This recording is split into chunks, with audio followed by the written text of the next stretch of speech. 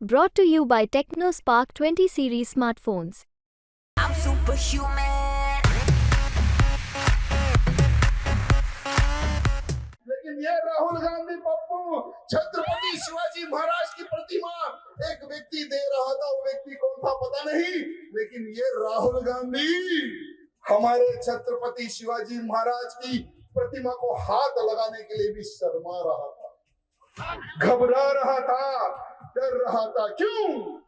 क्योंकि औरंगजेब की ना जय भला नाराज ना हो जाए, इसलिए छत्रपति शिवाजी महाराज की प्रतिमा को राहुल गांधी हाथ लगाने के लिए डर रहा था, हाथ लगाने के लिए शर्मा रहा था। क्या ऐसा प्रधानमंत्री चाहिए हमें? अरे जो छत्रपति शिवाजी महाराज का मान सम्मान ना करे, क्या ऐसा प्रधानमंत्री चाहिए हमें? अरे हमें तो छत्रपति शिवाजी महाराज जैसी विचारधारा वाला प्रधानमंत्री चाहिए, और वो विचारधारा है हमारे प्रधानमंत्री मोदी जी की। मेरे मित्रों, हा व्हिडिओ तुम्ही पाहिला. भाजपचे तेलंगणाचे आमदार टी राजा यांचा हा व्हिडिओ आहे. त्यांचा दावा आहे की राहुल गांधी यांनी पुण्यातील सभेत छत्रपती शिवाजी महाराजांची मूर्ती न स्वीकारून त्यांचा अपमान केला. सोलापूरचे भाजपचे उमेदवार राम सातपुते यांनी हा व्हिडिओ शेअर केला आहे. राम सातपुते त्यांच्या ट्विटमध्ये म्हणतात, वोट बँक नाराज होऊ नये यासाठी काँग्रेसच्या राहुल गांधी यांनी अखंड हिंदुस्थानचे आराध्य दैवत छत्रपती शिवाजी महाराजांचाही अपमान केला. शिवरायांचा हा अपमान सोलापूरकर कधीही सहन करणार नाहीत. पुण्याचे काँग्रेसचे उमेदवार रवींद्र धंगेकर यांच्या प्रचारासाठी राहुल गांधींची पुण्यात सभा पार पडली. या सभेतला हा व्हिडिओ असून राहुल गांधींनी शिवाजी महाराजांचा अपमान केल्याचा दावा भाजपचे कार्यकर्ते आणि काही ट्विटर हँडलवरनं करण्यात येतोय.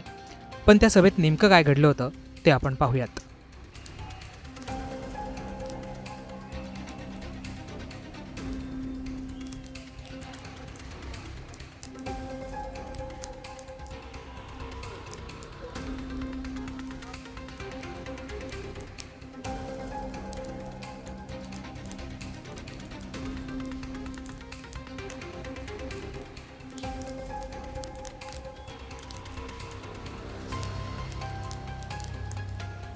या व्हिडिओवरनं वाद निर्माण झाल्यानंतर आता नवा व्हिडिओ काँग्रेसकडनं समोर आणला जातोय, ज्यात म्हटलं गेलंय की राहुल गांधींनी आदरपूर्वक मूर्ती स्वीकारली आणि ही मूर्ती कोणी आणली असं धंगेकरांना विचारलं.